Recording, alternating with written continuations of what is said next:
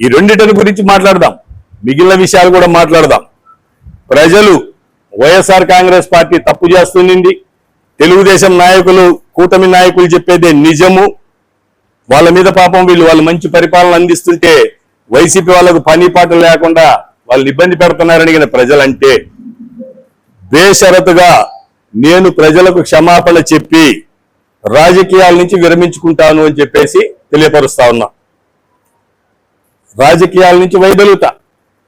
అదే ప్రజలు ప్రభుత్వ పరంగానే మెడికల్ కాలేజీ రన్ కావాలి, దాని ద్వారానే ప్రజలకు ప్రయోజనము అని చెప్తే మీరు మీ కూటమి మిత్రులు ఈ ప్రాంత వాసులందరూ కూడా మీ పార్టీల పెద్దల దగ్గరికి వెళ్ళి అది ప్రభుత్వ పరంగానే ఆ కాలేజీలు కొనసాగేదానికి పేదవాడికి ప్రయోజనం చేకూర్చేదానికి మీరు కృషి చేయండి.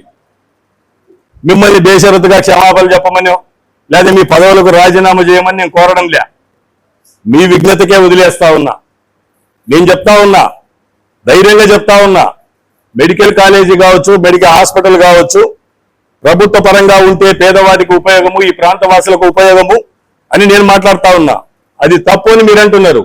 ప్రజలు నేను చెప్పేది తప్పు అనే మాట అయితే క్షమాపణ చెప్పడంతో పాటు రాజకీయాల నుంచి వైదొలుగుతాను అని చెప్పేసి కూడా ఇంత ధైర్యంగా చెప్తా ఉన్నా. మీరు కూడా ఈ ఛాలెంజ్ని తీసుకోవాలి కదా, రండి.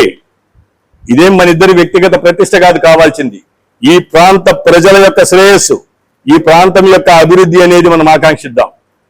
అలాగే మీకు ఇంకొక సూచన కూడా చేస్తా ఉన్నా. మేము అధికారంలో ఉన్నాము, శాసనసభ్యుడిగా ఉన్నాము, నోరు ఉంది కదా అని చెప్పేసి అంటే, నోరు మిత్రమా నీకే కాదు నాకు కూడా దేవుడిచ్చింది, మేము కూడా మాట్లాడగలుగుతాం. మాట్లాడుకోవడంలో ఏం ప్రయోజనం లే. అందరికీ నమస్కారం. మార్కాపురం మెడికల్ కాలేజీకి సంబంధించి మన వైసీపీ చేపట్టినటువంటి చలో మెడికల్ కాలేజీ వ్యవహారం రోజు రోజుకు కొత్త మలుపు తిరుగుతుందని కూడా తెలియజేసుకోవచ్చు.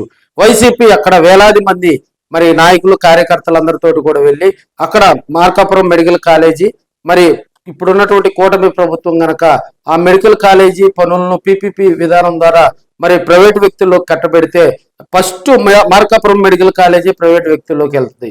సో దాన్ని అడ్డుకుంటూ జిల్లా అధ్యక్షులు బూచేపల్లి శివప్రసాద్ రెడ్డి, నియోజకవర్గ ఇన్ఛార్జి మార్కాపురం వైసీపీ ఇన్ఛార్జి అక్కడ ఉన్నటువంటి అన్నా రాంబాబుతో పాటు పలువురు నియోజకవర్గ ఇన్ఛార్జీలు వైసీపీ నాయకులు అందరూ కూడా దీన్ని గట్టిగా ఖండించడం జరిగింది. ప్రభుత్వానికి వ్యతిరేకంగా నిదానం చేయటం జరిగింది.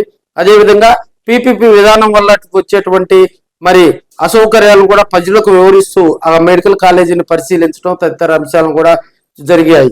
దాన్ని ఖండిస్తూ కూడా మార్కాపురం మెడికల్ కాలేజీ వద్ద స్థానిక ఎమ్మెల్యే మార్కాపురం కూటమి ఎమ్మెల్యే అయినటువంటి కందుల నారాయణ రెడ్డి అక్కడికి వెళ్ళి ఇక్కడ జరిగినటువంటి మీడియా సమావేశంలో కూడా వైసీపీపై ఆయన ఫైర్ అయ్యారు.